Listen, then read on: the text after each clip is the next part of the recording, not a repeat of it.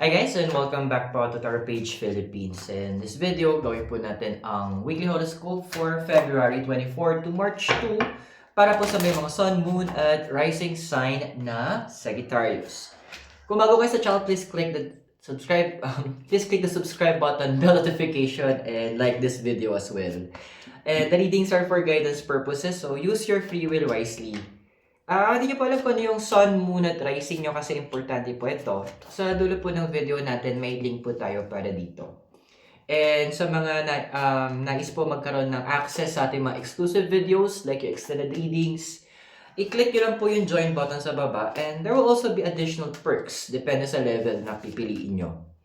So for those who needs private reading and spell works, you can message us sa Facebook page natin and one of our admins will assist you. Yung link po sa description ng ating video. And for donations, you can use the thanks button, yung parang heart sa baba. Sagittarius, so how are you? So your first deck, our first set of cards is the Emperor and Deep Knowing. Ayun, so dami mong pinipilit na i-juggle sa life mo ngayon. A lot of responsibilities, a lot ng mga bagay na parang you agreed na maging part nun, mga activities. And although yes, andoon na you are trying to find time to mag-spend ka ng quality time doon sa mga taong importante sa'yo. Pero andoon na nagkakaroon ka na ng part na you feel pupunta ka sa punto na parang nade-drain ka na. Na umaabot ka na sa point na kung saan you feel na parang na napapagod ka din. Well, siguro, part naman yung tao ka din naman talaga. And that is a normal thing na maramdaman. Wala akong nakikitang mali doon. But the cards are saying na you need to also make sure na bigyan mo ng time. Magkaroon ka ng moment to give yourself that opportunity na mag-regroup, magkaroon na i-call back mo yung energy mo. Kasi too much giving is also bad. Too much ng pagbibigay, hindi rin maganda. Andun din kasi, with the card of the Emperor, yung ginagamit mo yung raw energy mo eh. Yung side ng masculine energy mo. So, again, so lahat naman tayo, we have that feminine and masculine energy eh. It's a balance of life. So, andoon na parang inactivate mo yung Mars energy mo. Yung sa placements mo. So, anything na pag na-overuse masama. So, this is also, maybe take it as a warning na kailangan mo din maghinay-hinay from time to time. Okay?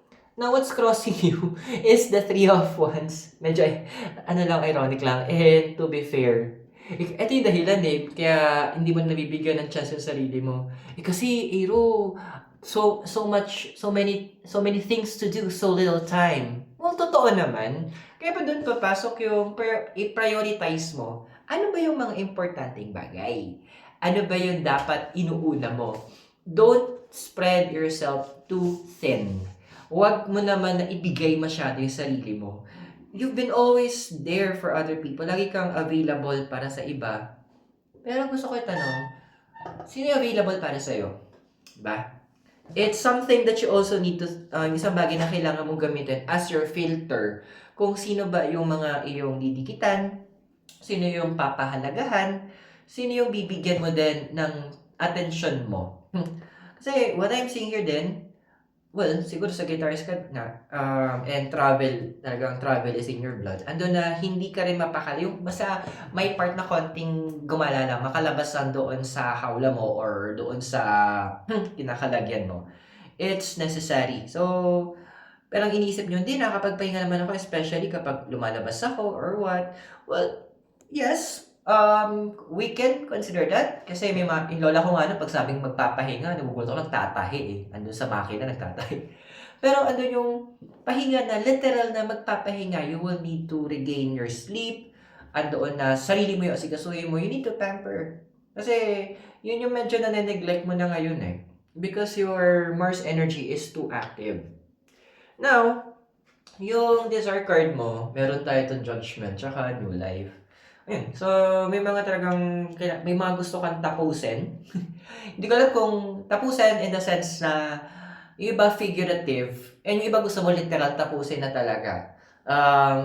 Ando na kasi na ang layo pa, ay yung parang pwedeng gamitin yung term doon sa'yo na, ang layo pa, pero malayo ka na. So, malapit din naman na, ang daming mga things na ginawa mo or sinimulan mo, na it's already coming its end. Ando na ma-achieve mo na yung end goal mo na it is done. At yung mga iba na sinimulan ng iba na nakakahambalang sa daan mo na hindi maganda, well, you're almost done in stopping it as well. So, papunta na tayo doon. And ang dami, may mga dito din na you'd like to, but one of your desires, nakikita ko, is naghahanap ka ng way para magkaroon ng boundaries between you and certain individuals. There's no problem with that kung kailangan mong protektahan yung siguro inner peace mo o para they know how to respect yung time mo, yung availability mo. Do it. Walang malaman ng masama dun eh. Kasi sino magpoprotekta sa'yo kung hindi ikaw din naman, di ba? Your foundation is the King of Swords and round. Siguro, andun na nabuhay ka that there is a certain pattern.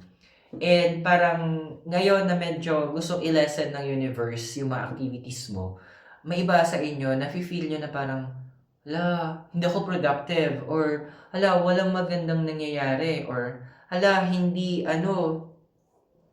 nagiging maayos yung kinakalabasan ng mga bagay. Wala akong nagagawang maganda, wala akong output. It's okay. Hindi naman paramihan dito ng output eh. Keep in mind din na quality is also important. Yung kalidad ng ginagawa natin, yung kalidad ng trabaho natin or activities natin, yun talaga yung nagmamatter eh. Kasi anuhin mo yung madami ka nga nagawa kung ando naman na hindi mo naitaas yung standard na kailangan na sinusundan mo. Now, in the past, yung prominent star is the Four of Wands and Treasure Island. Well, sabi nga isang station ID, family is forever. Totoo naman, there's a part kasi never naman na pwede mag-resign bilang kapatid or mag-resign bilang magulang, di ba? Or magpasa ka ng resignation letter, ayoko na maging anak. Okay. di ba?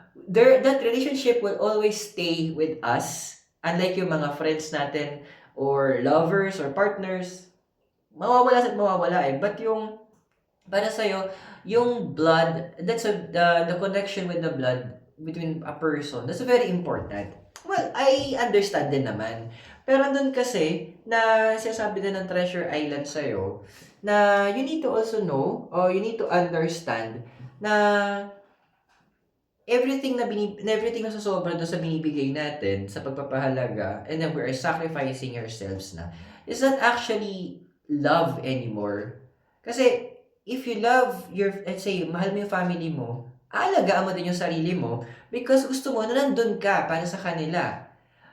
Kaya instead naman na parang, okay, hanggang i-sacrifice mo lahat, pati health mo, happiness mo, then andoon nakikita nila that you're physically, emotionally you're down, physically weak, mental exhausted, emotionally drained.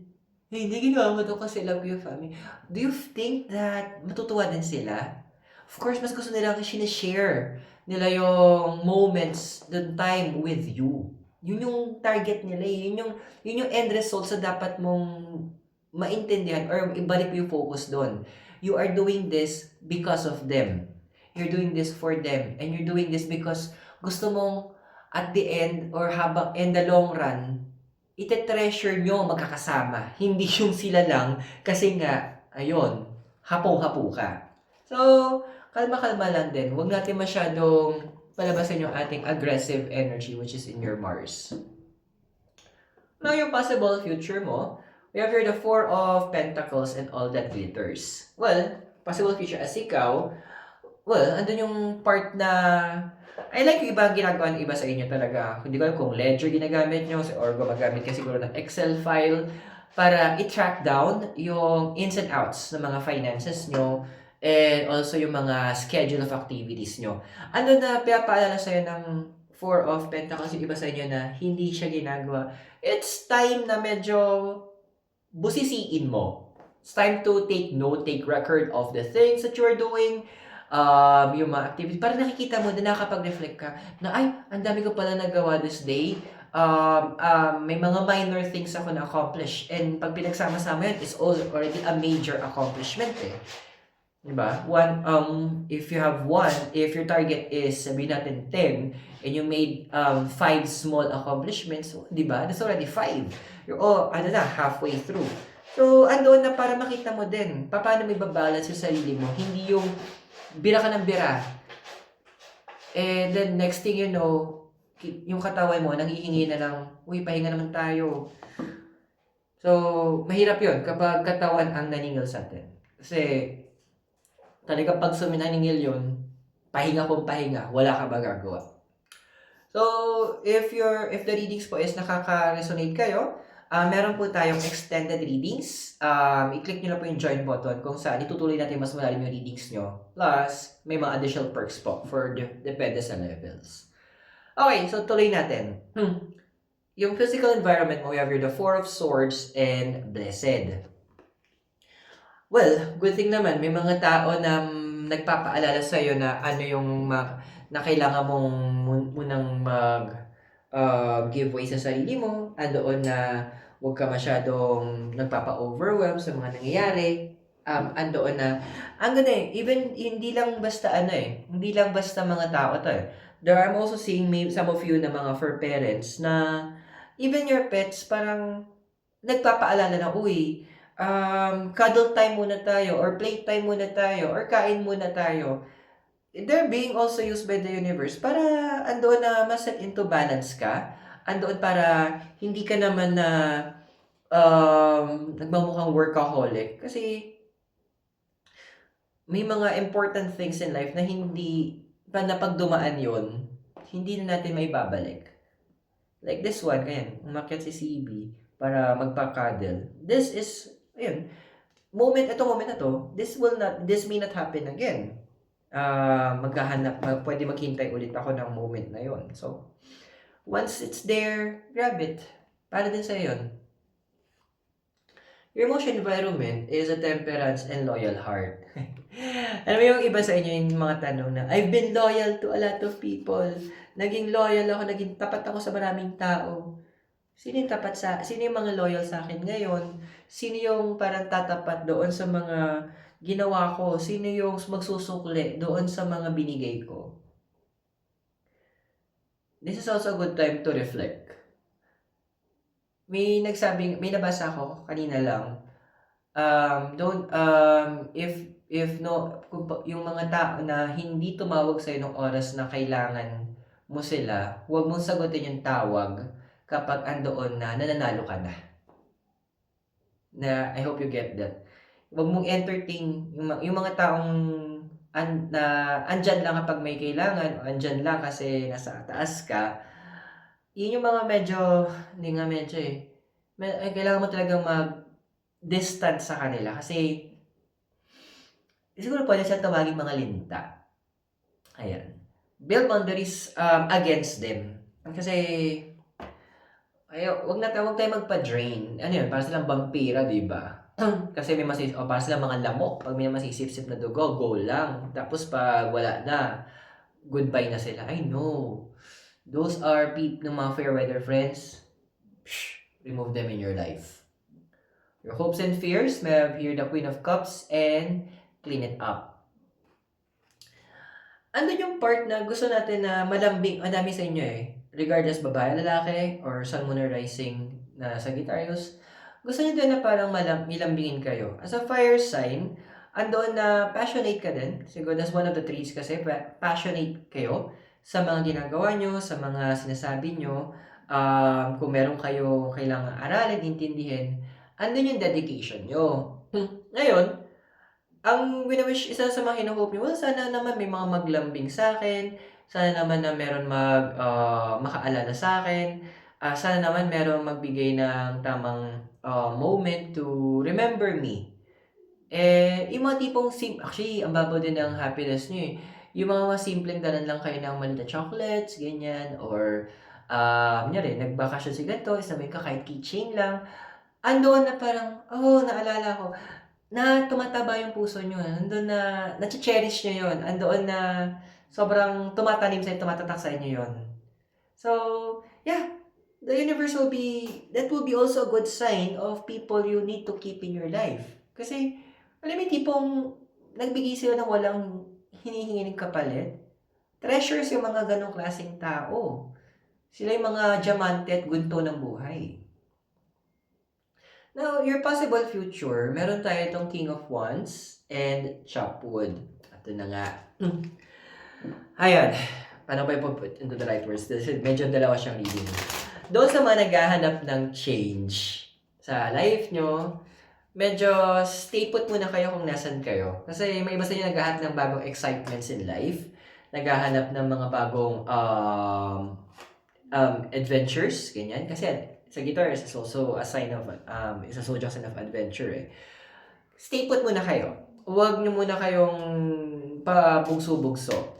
And filter out those people din na bigla nag-jump in sa buhay nyo na maganda masyado yung dating ng aura. Kasi minsan, pag feeling mo too good to be true yan, may mga darating na yan, malaki ang possibility too good to be true yan. So, be careful in dealing with them.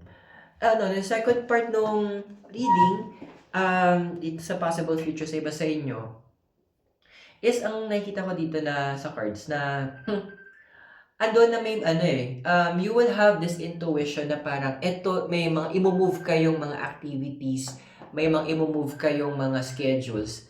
Kasi you feel na merong something na parating na kailangan ng full attention nyo. Makinig kayo sa nararamdaman yun. That's very important. When you're going to feel it, we will check that in the extended readings. So guys, I hope nakatulong yung reading sa inyo. Tandaan, the readings are for guidance purposes. Use your free will wisely. And also, don't forget to subscribe, like, and share. And also, if you want to have access to the extended readings and exclusive videos, i-click nyo po yung join button sa baba. Private reading spell works, message us. One of our admins will reply to you sa ating Facebook page. Link is in the description. Donations can be sent using the heart button, yung parang yung thanks sa baba. So sa Sagittarius, maraming salamat. God bless, Namaste, Hare Krishna, and blessed be, and hope to see you soon. Wala po dito sa Dominican Hill, in Baguio City with CB Town. Ano po yun? CB Town. You have a great day. I'll see you in our extended readings.